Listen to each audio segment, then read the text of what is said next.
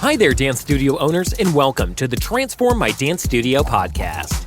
This week, we are bringing you a little something special on the podcast with bonus interviews featuring award-winning dance studio owners from the DSOA Inner Circle. This brand new video series, Dance Studio Insider Live, is broadcast weekly inside the Dance Studio Owners Association each Wednesday and is guaranteed to inspire you to take your dance studio to the next level. Now, let's welcome this week's special guest and our Dance Studio Insider Live host, Shannon Westveer. Hello, Dance Studio owners. It's Shannon Westveer here. I am the Inner Circle Program Manager, and today I have the pleasure of being able to interview Megan Retzik, and she is the CEO and owner of Studio 5 Dance Company in North Carolina, and she's also the co-winner of the Dance Studio of the Year Award winner. So welcome, Megan. Hi, thank you. Yeah, thanks for joining us. I'm excited for you to be able to chat about your amazing studio. So you spent a lot of time working on retention in your studio over the last 18 months. Can you share with us your top 2 or 3 strategies, how they worked, and the results you have seen? We have. We just felt that it was so important this year to make sure that we were retaining the kids that we did have come back. So we spent a lot of time having teachers reach out and do individualized emails, write letters to the kids, just have that personalized touch, just to make sure that they know that they're cared about. We added in text messaging this year. So we have done a lot of texting, especially when we see like parents haven't followed through on something because, we got a million emails this year. So things get missed. But rather than just assuming that they got the information and aren't doing anything with it, we would reach out via text. That helped a lot with their retention, trying to find the way that the parents like to communicate.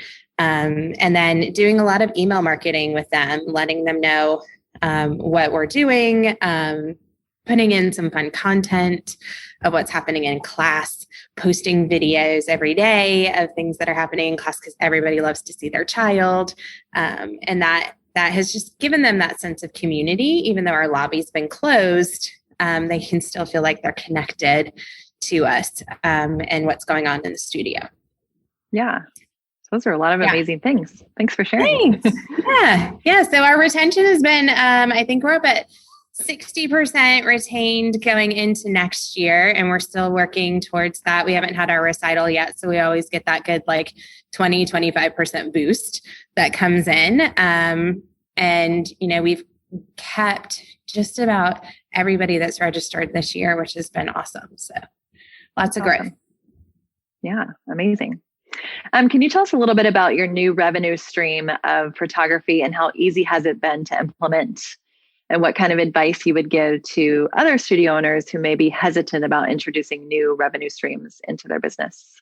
Yeah, so this has been the surprise of the year. Actually, not really, because I knew it was going to be great. But I ran our numbers. We made so far, we're still collecting orders, but over $12,000 from photography, which is crazy, absolutely crazy. So it's beyond easy. I found a photo program, Dance Photo Pro, that I've been following, and it trained me exactly how to do the lights and the camera and the editing, and just jumped in. We did a soft launch on it last year, just invited people in if they wanted me to take their pictures. And I was like, I don't know what it's going to be like, but we'll see. And they turned out great. And I think that helped with the buzz. And then over the summer and the fall, we did school pictures and pictures with Santa Claus and some of those just so I could practice and feel a little more confident before I took on taking pictures of every single child in the entire studio and their costumes, all of their costumes. But we ran it and it's been amazing. The parents love it. Everything's digital. I think having your systems put together and knowing what are you capable of doing and what are you willing to do versus, I'm going to do it all. I did not want to print and deal with the printing and whatever coming back. So I was like, look, you get them digital and I'm going to give you your Dropbox folder and then you can do whatever you want with them. That has made it very easy. But it's a great revenue stream. And I think if you can know what you're capable of, have everything in place, and then have a team available, or, pass it off, delegate. Because we love to delegate. It's always a good thing to right. do too. I know. It's good to know how to do it, right? Yes. Awesome. And you hired a customer care champion and a marketing manager last year. What do these roles entail, and what did your hiring process look like? So what kind of lessons did you learn in implementing these new role changes? So we added in lots of new roles last year. Customer care champions are my front desk people. So they're the ones that are there at the front desk, in the lobby, at the door. Back when we did temperature checks. So 2020, now it's 2021. We don't have to do those anymore. But, doing the temperature checks, checking for the masks, greeting the parents. They're that person to invite everybody in. And their job is really to know everybody's name and to make them feel welcome.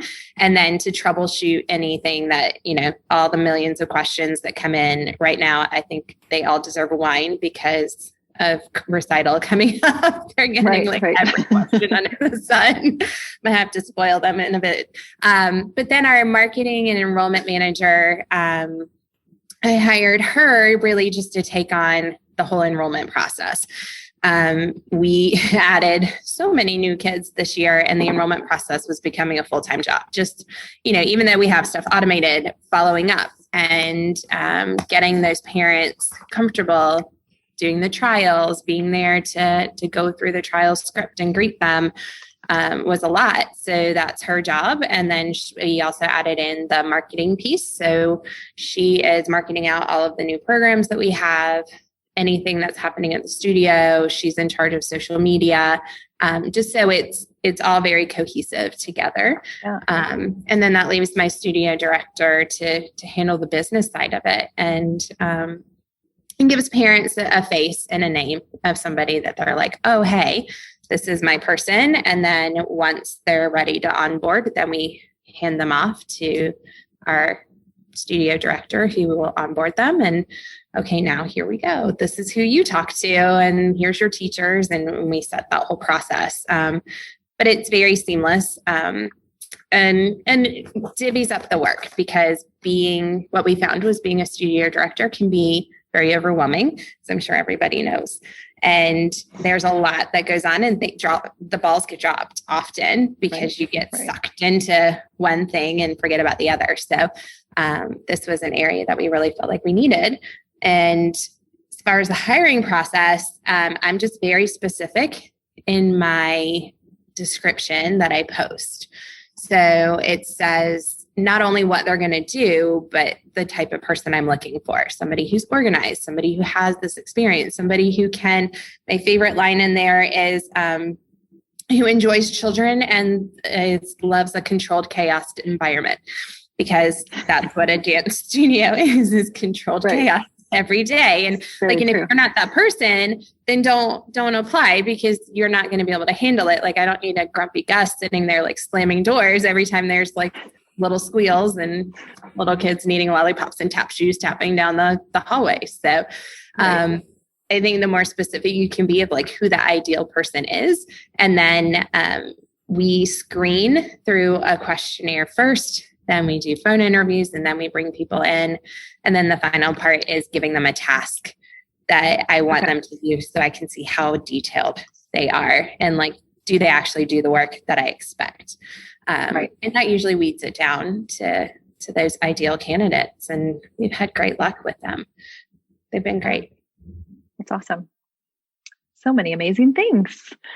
This goes hand in hand with what you were just talking about, the people you hired. But in the last 12 months, you've enrolled, you already kind of mentioned, over 150 new dancers and reached your highest enrollment ever, which is incredible. What attraction and enrollment strategies worked best for you that you would recommend to other studio owners who are struggling to increase their numbers right now? Always the dreaded Facebook ads. I know everybody's oh man. Facebook ads worked really well in the summer and into the fall. At that peak enrollment season, we got a ton of people in. I think follow-up is the key. parents are very overwhelmed. So as Clint says, fortune is in the follow-up and you've got to follow up. But beyond that, we enrolled 75 new kids just through email marketing to our lead list and to our people who had not come back. And that was from November into January. And that was just emailing out a package of, hey, come dance with us the rest of the year. Here's what it would be to cost, for you to dance from January until June for recital. Parents really loved the packaging. It was one easy price. It's a higher price point, but they liked knowing what that was and not having that, monthly. And we did provide that option if they wanted to pay monthly. And then I ran our numbers the other day and we actually enrolled 83 new people since January, since that promotion ended. And I don't even know how we did that. Yeah. I think that was from word of mouth. Awesome.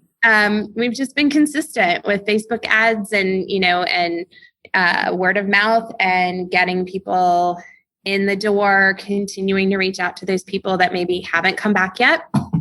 Letting them know what your safety procedures are, letting them know that they're welcome, and having things for them. We have 4-week sessions and we have 10-week sessions, summer stuff like that kind of takes that weird, I need to commit for a whole year away and helps them get in the door and get excited. So I think that's been a big help too. Right. Wow. That's amazing. I love hearing about all the new students. Very cool. So how has your personal life changed as a result of your stepping up to CEO and delegating more efficiently? So I do nothing in my studio. Terrible. That's not true. You do everything. I do everything, but I delegate and I lead the team. But seriously, I do not a lot. Day to day, which has been amazing. So I have my 2 classes that I like to teach, my little minis and my adult tappers. And then I just check in throughout the week. I lead my team. I'm there to support them on whatever we need to do. I'm able to take on those projects that I want to take on, like pictures. And then the rest of it, I'm just the vision, constantly having that time to think about what do I want the studio to be? How are we going to get there? And then delegating that. And so it's given me time to go to my son's baseball games. My older 3 dance at the studio, so they live there. So that hasn't changed much, but dinner's at home. And then I also teach school during the day. So it's given me a lot of time to actually focus here at school and then really have that space between the studio and school, where before I was every spare minute trying to answer emails and doing all the things, and recital would have been super stressful. We had our staff meeting on Saturday and my staff was like, I think you're the calmest person I've ever seen 2 weeks before recital. I've never worked at a studio where the studio owner was like, okay, so it's going to happen. And they were like, it's eerily scary. And I was like, well, but we have a plan. We have our processes and our systems, and it's going to be what it is. And we know we've got the best plan for what we need to do. And I did very little of that, which is fantastic. Yeah, I know. There's a lot of owners watching right now going, I want to be her someday. Someday, and you can, right? Do the work. This was not me 3 years ago at all. Right. But it's hiring the right people and it's doing the work to make sure that it can happen. Yeah, so, absolutely. Yeah. Amazing. And what advice would you give yourself if you could rewind back to your first days as a dance studio owner? Oh, wow. I had no idea what I was doing. I had no idea. I think the biggest thing is to know that there is support out there, and that you're not alone and that you can do this. And there's an amazing community of people that are there to help you get to where you want to be, because everybody's vision of what their role in their studio is very different. Some people are like, oh, I'd love to be Megan and barely work in my studio. And other people are like, I love working in my studio. I don't want to not be there. And there's a lot of people that can help you get that way. As soon as I found Clint and the DSOA, it was like the stress lifted, and, it's hard work. It was a lot of work, and it takes time because you want to do everything right away. Like I did. I wanted to do it all in that minute. I'm going to fix it all. But, step by step, year by year, you get a little bit better. You know who to hire. You lean on your studio owner friends who can help you through all the crazy. And we've been through a lot of crazy this past year and some. But yeah, I think I wish I'd found this sooner and hadn't done those first 3 years by myself. Right. Yeah. Yeah. But here we are. So true. I know. Support. Everyone needs a good support system. So, well, Megan, thank you so much for joining us. I've enjoyed all your answers today. And I've had the pleasure of pretty much knowing you since the beginning of your studio time and DSOA time. And yes, just have seen you grow and shine, and I love watching it. So thank you for sharing your amazingness with our DSOA members. And where can we catch up to date with the amazing things that you have happening at your studio? So we are at studio5dancecompany.com, all spelled out, the longest name ever. And Studio 5 Dance Company is on Facebook and Instagram. We post a lot of stuff there. And we're the one in North Carolina. I don't know that there's many in the world, but North Carolina in the Fuquay. I can never say the name of your town. Oh, no. Awesome. Okay. Well, thank you, DSOA members, for joining us here today, Megan and I. Don't forget, you can catch another DSI Live next week on Wednesday, June 2nd, same time, 12 p.m. Eastern. And in the meantime, if you want to join the Inner Circle waitlist, please check it out at dsoa.com. Have a good day. We hope you enjoyed today's special episode of the Transform My Dance Studio podcast. Don't forget to join our Inner Circle waitlist at dsoa.com/inner circle for even more access to our world-class coaching team. You can also join us over in the Dance Studio Owners Association Facebook group for more resources and support in growing the dance studio of your dreams while reclaiming your life.